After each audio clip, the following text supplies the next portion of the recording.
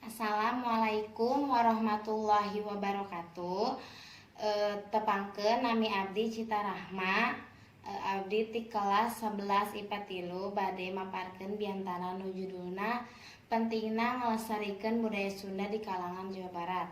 Puji sareng syukur mangga ti payun urang ngaturkeun ka hadirat Allah Subhanahu wa taala anu parantos mapira nikmat ka urang sadayana.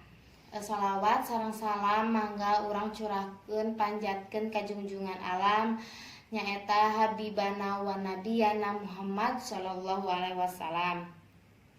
Sateuacan abdi maparkeun biantara ieu, abdi mohon dihapunten bilih aya cariosan anu teu saluyu jeung urang sadayana.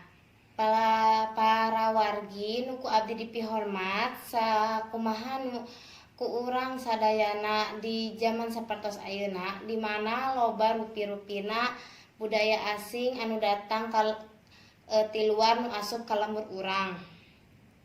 Ulah sampeng kajadian nyaeta di Jawa Barat sampai kajadian budaya Sunda teh jadi semah di Jawa Barat. Kukituna urang sadayana kudu ngajaga bahasa Sunda teh. Tujuanna nyaeta tangtu wae ngahontal hiji tujuan supados budaya Sunda ulah leungit. Nah kuki riungan supados budaya Sunda ulah leungit, mudah-mudahan tiasa ngingetan urang sadayana pikeun nambah mikadeudeuh karena budaya Sunda, ke nambah pikaresep ka budaya sorangan nu mana ayeuna mulai dipopohok kana bahasan Sundana.